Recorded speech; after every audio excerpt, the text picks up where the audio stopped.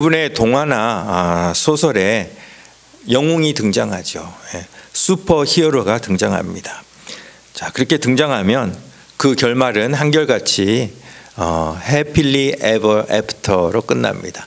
행복하게 잘 살았대요 라고 끝납니다. 동화의 스토리가 그렇게 끝나는 이유는 단 한 가지, 그 영웅들이 슈퍼 파워, 큰 힘을 가졌기 때문입니다. 남들보다 힘이 세거나 지혜가 특출난 사람은 행복한 결말을 맞을 자격이 있다고 모든 사람이 생각하는 것입니다. 흥부전의 결말을 보면 흥부는 행복해지고 놀부는 불행해집니다. 그런데 그들의 행불행을 결정하는 요인이 뭡니까? 재산이죠. 돈이죠. 그래서 흥부는 엄청난 재산을 얻었기 때문에 행복해지고 놀부는 그 많던 재산을 잃었기 때문에 불행해졌습니다. 춘향전의 마지막은 또 어떻습니까? 이몽룡이 과거에 급제하고 암행어사가 되어 나타납니다.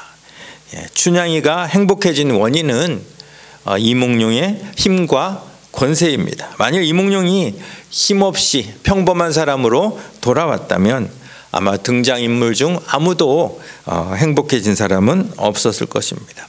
이처럼 소설이든 동화든 행복의 조건을 힘이나 돈, 지혜로 생각합니다. 그래서 우리는 성경 인물 가운데도 지혜가 아주 뛰어났던 솔로몬이나 또 힘이 특출났던 삼손 같은 그러한 능력을 가진 사람의 결말은 당연히 이 해피리 에버 애프터, 행복하게 잘 살았대요가 되어야 한다고 기대를 합니다. 그런데 실제 솔로몬과 삼손의 삶은 그렇게 생각하는 사람들에게 반전을 줍니다. 힘과 지혜가 행복한 결말의 조건이 아니라는 것을 우리에게 이야기해 주고 있는 것이죠. 만일 솔로몬이나 삼손의 이야기가 동화처럼 행복한 결말을 맺었다면 어떻게 되었을까요? 솔로몬은 실제로 그의 지혜로 온갖 태평성대를 누렸죠. 주변국들에서 어떻게든 솔로몬과 한번 관계를 맺어볼까 해가지고 자기 공주를 솔로몬과 혼인 못 시켜서 안달할 정도입니다. 돈이 얼마나 많았는지 솔로몬 시대에는 은을 귀히 여기지 않았다고 했습니다. 그런데 그의 말년이 어떻게 되었습니까? 부인들이 너무 많아서 그 부인들이 섬기는 이방 우상을 자기도 섬기게 됩니다. 참으로 참담한 결과 아닙니까? 우리같이 평범한 사람도 분별 가능한 일을 역사상 최고의 지혜자가 분별하지 못한 것입니다. 이 이야기는 결국 자신의 지혜를 의지하는 자가 얻는 결말이 무엇인지를 우리에게 분명히 보여준다고 할 수 있습니다. 삼손은 어떻습니까? 그의 초반 기세는 정말 그야말로 그냥 천상천하 유아 독존 아닙니까? 기세 등등이었습니다. 그 때문에 원수 나라 블레셋 사람들은 노심초사 어쩔 줄 몰라 했습니다. 하지만 자신의 힘만 믿고 자신만만하던 그는 결국 자기 꾀에 빠집니다. 머리카락도 잃고 눈도 잃고 적국의 놀림감이 된 그의 결말이 동화 속 영웅을 기대하던 우리에게 주는 메시지는 솔로몬이 주는 메시지와 너무나 똑같습니다. 자기의 힘을 믿고 의지하는 자가 얻는 결말. 만일 그들이 솔로몬의 지혜와 삼손의 힘으로 세상을 정복하고 행복한 결말을 끝까지 맞았다면 우리의 기도는 지금과 많이 달라졌을 겁니다. 지혜와 힘만 있으면 인생은 끝까지 보장되는 거 아닙니까? 그래서 우리는 무조건 솔로몬의 지혜를 주십시오, 삼손의 힘을 주십시오라고 기도했을 것입니다. 우리 인생의 최고의 목표도 솔로몬의 지혜, 삼손의 힘이 되었을 것입니다. 하지만 세상 최고의 지혜를 가진 자도 실패했고, 역사상 가장 힘이 센 자도 실패하는 것을 보면서 인생의 성공은 사람의 지혜나 사람의 힘에서 오지 않는다는 것을 우리는 배우게 되는 것이죠. 그래서 우리가 기도할 때도 지혜와 힘을 달라고 기도하지만 그거보다 우선적으로 하나님 나라와 하나님의 의를 구할 수 있는 것입니다. 반면 솔로몬 같은 지혜도 없고 삼손 같은 힘도 없었지만 인생을 끝까지 성공적으로 산 사람들도 있습니다. 어떻게 그들이 인생을 잘 살 수 있었을까요? 자신의 힘이나 자신의 지혜, 자신이 가지고 있는 것을 의지하지 않고 오직 하나님의 은혜만을 의지했다는데, 하나님의 은혜에 자신의 인생을 맡겼다는데 그들의 성공의 비결이 있다는 것입니다. 사실 지혜가 있는 사람, 힘이 있는 사람은 은혜를 별로 필요치 않습니다. 내 힘으로도 내 지혜로도 충분히 잘 살아갈 수 있기 때문입니다. 하지만 아무것도 없는 사람, 힘도 지혜도 아무것도 없는 사람은 은혜 없이는 살 수 없기 때문에 은혜에만 의지할 수 있는 것입니다. 예수님이 찾아가신 사람들이 다 그런 사람 아닙니까? 힘 있는 사람, 권세 있는 사람, 돈 있는 사람, 그런 사람들을 찾아간 것이 아니라 예수님은 아무도 의지할 곳 없는 그러한 사람을 찾아가셔서 만나 주셨던 것입니다. 왜냐하면 그들이 가장 필요한 것이 예수님의 은혜였기 때문입니다. 그런 의미에서 오늘 빌립보서를 쓴 바울을 우리가 주목해 볼 필요가 있습니다. 그는 온전히 은혜 안에 사로잡혀 최후의 순간까지 성공적인 인생을 살았습니다. 원래 바울은 힘도 있고 지혜도 있었던 사람입니다. 자신의 힘과 지혜로 세상에서 얼마든지 큰 성공을 거둘 수 있었던 청년 사울. 그런데 그 사울이 예수님을 만나면서 자신의 모든 것을 포기합니다. 오늘 읽었던 이 빌립보서 3장 말씀, 그러나 나도 육체를 신뢰할 만하며, 육체를 신뢰할 만하며 무슨 뜻입니까? 자기도 솔로몬 같은 지혜가 있고 삼손 같은 힘이 있었다는 겁니다. 신뢰할 무엇인가가 자기 육체에게 있었다는 겁니다. 만일 누구든지 다른 이가 육체를 신뢰할 것이 있는 줄로 생각하면 나는 더욱 그러하리니. 어떤 사람이 나는 이걸 잘해, 나는 이걸 신뢰해, 그렇게 하는 사람이 옆에 있다 할지라도 바울도 나도 그만큼 있어, 나는 더욱 더 신뢰할 만해, 이렇게 이야기하는 겁니다. 그러면서 자기를 이야기하죠. 나는 8일 만에 할례를 받았다. 이스라엘 족속이다. 베냐민 지파다. 히브리인 중에 히브리인이고 율법으로는 바리새인이고 열심으로는 교회를 박해하고 율법의 의로는 흠이 없는 사람이다. 세상 사람이 부러워할 만한 조건을 다 가진 사람이었습니다. 비록 삼손의 힘이나 솔로몬의 지혜에 못 미친다 하더라도 동시대에 누구 못지않은 조건을 다 갖추고 있었던 바울이라는 것입니다. 이 정도의 조건과 배경 실력이면 세상을 충분히 편안하게 살 수 있었습니다. 그런데 이렇게 유익한 조건들이 갑자기 해로 여겨지기 시작했다는 것입니다. 그래서 그러나 무엇이든지 내게 유익하던 것, 내가 신뢰하던 육체의 그 어떤 조건들, 무엇이든지 내게 유익하던 것을 내가 그리스도를 위하여 다 해로 여겼다. 또한 그것뿐 아니라 모든 것을 해로 여겼다.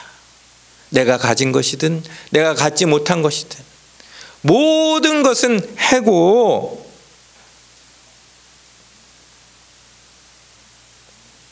그렇게 해로 여긴 이유는 내 주 그리스도 예수를 아는 지식이 가장 고상하기 때문이다. 내가 그를 위하여 모든 것을 잃어버렸다. 그리고 배설물로 여겼다. 그 이유는 내가 그리스도를 얻기 위해서고 그리스도 안에서 발견되기 위해서이다. 한마디로 요약하면 나는 사람들이 부러워하는 그 모든 조건을, 그게 비록 솔로몬의 지혜나 삼손의 힘이 될지라도 나는 그것들을 버렸다. 그것들을 해로 여겼다. 왜냐하면 나는 그리스도 안에서 새롭게 발견되기 위함이다.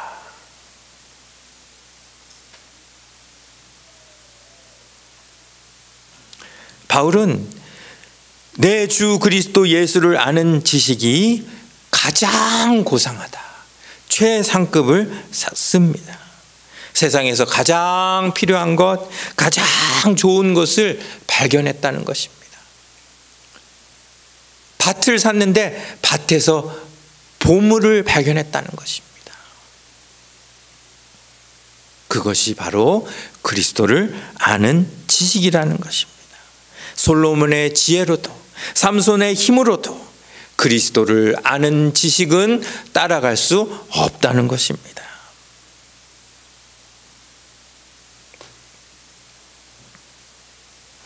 바울의 이런 고백을 보면서 혹시 여러분, 바울의 지혜가 솔로몬에 못 미치고 그의 힘이 삼손에 못 미치니까 포기할 수 있는 거지. 만일 그에게 솔로몬의 지혜가 있어봐, 삼손의 힘이 있어봐, 그걸 어떻게 포기해? 이렇게 묻는 사람이 있을 수도 있습니다.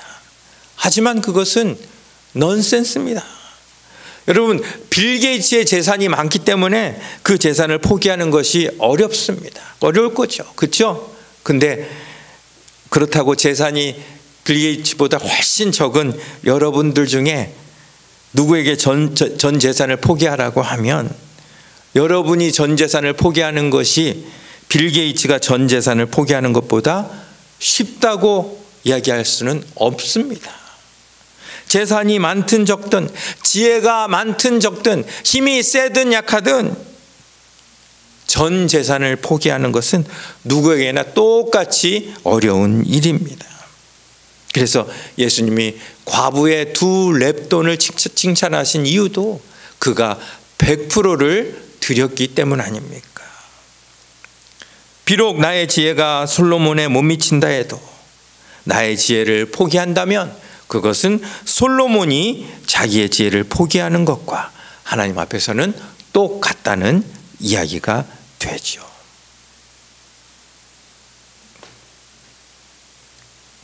더욱이 바울은 그것들을, 이제까지 자신을 유지해 줬던 것을, 자신의 정체성을 주었던 그 모든 것들을 해로 여기고 배설물로 여긴다고 합니다. 그래서 배설물은 배설해야 될 물질을 뜻하기도 하지만 또한 더럽고 마주하기도 싫은 것을 의미합니다.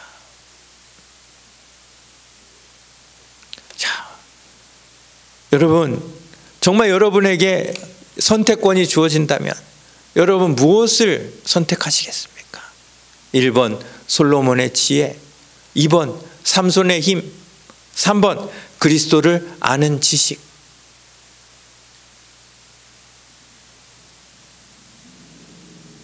요즘은 이 아이디어 지식 싸움 아닙니까? 세계적인 억만장자들 다 지식과 지혜를 통해 돈과 명예를 거머쥐었습니다. 만일 솔로몬의 지혜를 얻는다면 단번에 세계 최고의 부자가 될 수 있습니다. 최고 권력자가 될 수 있습니다. 그거를 포기하고 그리스도를 아는 지식을 택하겠다는 겁니다. 삼손의 힘은 또 어떻습니까? 삼손 정도라면 무슨 스포츠를 해도 최고의 상품이 될 수 있습니다. 그로 인해 얻어지는 명예가 얼마나 크겠습니까? 그런데 이 모든 것을 다 포기하고 바울은 그리스도를 아는 지식을 선택한다는 것이죠. 그러면 여러분 가운데 또 이렇게 생각할 수 있죠. 아니, 셋 다 가지면 되지 뭐하러 하나만 선택해. 바울이 그 정도도 생각 못하는 어리석은 사람은 아니죠. 바울은 왜 이렇게 이야기할까요? 솔로몬의 지혜든 삼손의 힘이든 우리에게 의지할 그 어떤 것이 생긴다는 것은 그 의지할 것이 차지하고 있는 만큼 예수 그리스도를 의지하지 못한다는 의미가 되기 때문입니다. 그래서 그것들을 아예 해로 여긴다. 아예 가까이 가지도 못할 그런 배설물로 여긴다. 쳐다보지도 않겠다. 이렇게 고백하는 것입니다. 내가 그를 위하여 모든 것을 잃어버리고 배설물로 여김은 그리스도를 얻고 그 다음에 뭡니까? 그 안에서 발견되려 함이니. 이것을 포기할 수 있는 이유는 바울의 목표가 분명하기 때문입니다. 바울의 목표는 그리스도 안입니다. 그리스도 밖이 아니라 그리스도 안에 있기 위해서 그는 모든 것을 포기하겠다고 고백하는 것입니다. 여러분, 내 힘을 의지하는 것, 내 돈을 의지하는 것, 내 지혜와 내 방법을 의지하는 것, 이 모든 것은 그리스도 밖입니다. 내가 내 힘을 의지하려고 하는 마음이 생길 때, 내 지혜로 해결하고자 하는 그런 생각이 생길 때 얼른 그리스도 안으로 들어와야 된다는 것입니다. 오늘 읽지는 않았지만 그 다음 장 빌립보서 4장에서 바울은 나폴레옹하고 똑같은 선언을 합니다. 나폴레옹이 무슨 말을 했죠? 나폴레옹이 무슨 말을 했습니까? 내 사전엔 불가능이라는 없다라는 말을 했어요. 그런데 바울도 똑같은 말을 합니다. 빌립보서 4장 13절에서 내가 모든 일을 할 수 있느니라.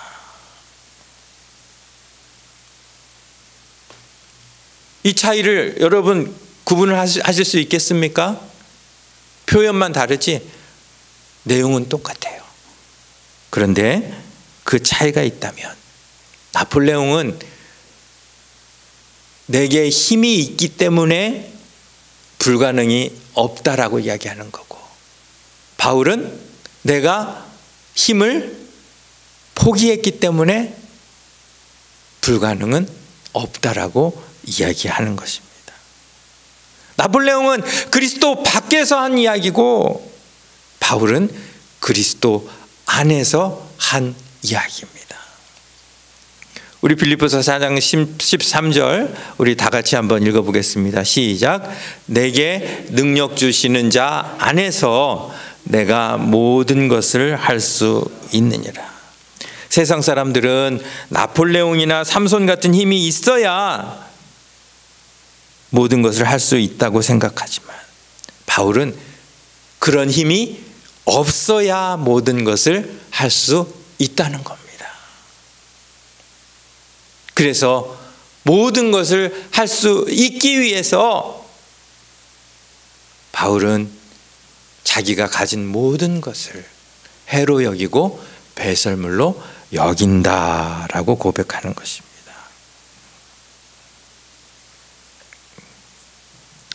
불가능은 없다. 자, 답안지는 똑같아요. 하나님이 문제를 내셨어요. 그래서 나폴레옹 불가능은 없다 답을 썼어요. 바울도 불가능은 없다 이렇게 썼어요. 똑같은 답을 썼어요. 그런데 점수를 주시는 하나님은 나폴레옹에게는 빵점을 줬고 바울에게는 100점을 주십니다.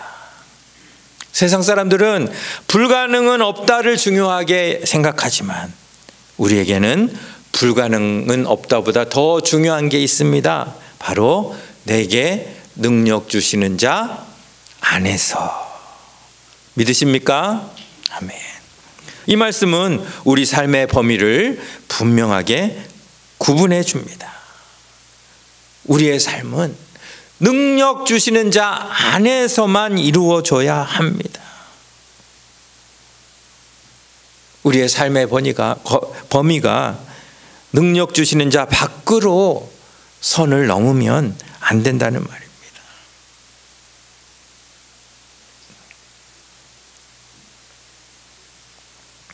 자신의 힘을 믿고 자신이 의지하던 것을 믿고 나폴레옹은 내 사전에 불가능은 없다라고 이야기했지만 결과는 어떻게 되었습니까?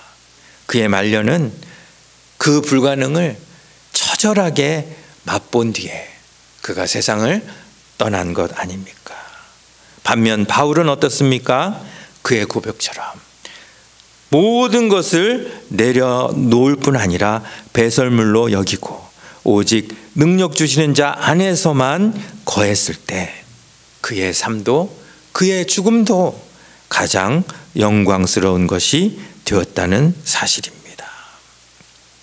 내게 능력 주시는 자 안에서라는 고백은 내 힘으로 할 수 있을 것 같아도 주님 안에서가 아니면 안 하겠습니다 라는 의지의 표현입니다. 자신의 학벌과 배경과 가문과 이 모든 것을 바울이 배설물로 여긴 이유는 바로 그것들이 바울로 하여금 능력 주시는 자 밖으로 나가게 했기 때문입니다. 또 내게 능력 주시는 자 안에서라는 고백은 내 힘으로 할 수 있을 것 같아도 주님 뜻이 아니면 안 하겠습니다 라는 절제의 표현이기도 합니다. 또 내게 능력 주시는 자 안에서라는 이 표현은 내가 할 수 없을 것 같은 엄청난 일이라도 하나님의 뜻이라면 기꺼이 나아가겠습니다. 그러한 용기의 고백이기도 합니다.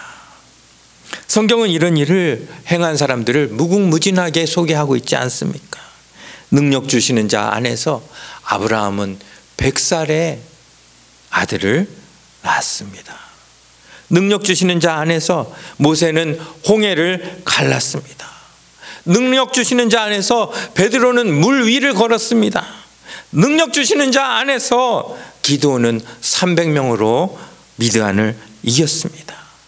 능력 주시는 자 안에서 다윗은 골리앗을 죽였고 또 사울을 죽일 기회에도 죽이지 않았습니다. 능력 주시는 자 안에서 다니엘은 사자굴에서 살아났고 능력 주시는 자 안에서 죽은 나사로가 살아났습니다. 여러분, 이러한 위대한 일을 솔로몬이 했습니까? 삼손이 했습니까? 아무리 위대한 지혜를 가져도 아무리 위대한 힘을 가져도 이런 일은 할 수가 없는 일 아닙니까? 그런데 나의 모든 것을 비우고 오직 능력 주시는 자 안에 섰을 때 이 모든 일을 할 수 있었다는 것이죠. 그들의 능력과 재능이 특출해서가 아니라 그들이 능력 주시는 자 안에 있었기 때문입니다. 반면 삼손이나 솔로몬이나 사울왕과 같이 자기 힘만 믿고 내게 능력 주시는 자 밖으로 나간 사람들은 어떤 실패를 맞았는지 성경이 그것도 우리에게 분명히 증거하고 있습니다. 중요한 것은 내가 얼마나 가졌느냐, 얼마나 힘이 세냐, 얼마나 젊고 얼마나 잘났느냐가 아니라 내가 아무것도 못 가졌더라도 지금 내가 능력 주시는 자 안에 서 있느냐, 그것을 기준으로 우리 인생의 성패가 좌우된다는 사실입니다. 그렇다면 지금 저와 여러분, 우리는 어디에 서 있습니까? 내게 능력 주시는 자 아닙니까? 아니면 밖입니까?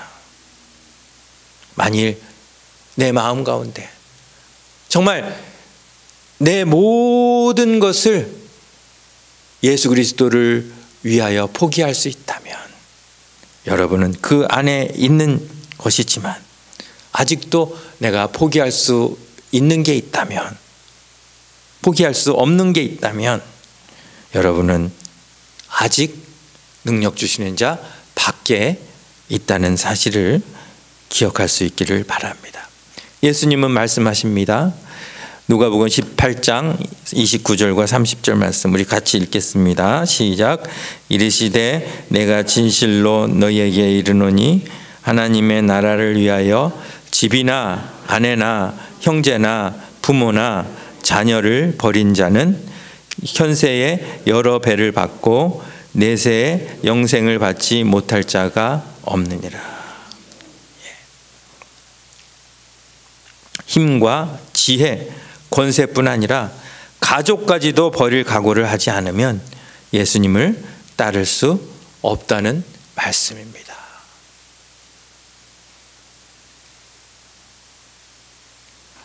이 모든 것을 포기할 수 있는 자가 그리스도 안에 있는 자입니다. 오늘 읽은 이 말씀, 바울의 고백, 우리 다시 한번 읽어보겠습니다. 시작. 내가 그를 위하여 모든 것을 잃어버리고 배설물로 여김은 그리스도를 얻고 그 안에서 발견되려 함이니 오직 그리스도를 믿음으로 말미암은 것이니 곧 믿음으로 하나님께로부터 난 의라. 이 고백이 저와 여러분들의 고백이 될 수 있기를 간절히 바랍니다. 기도하겠습니다.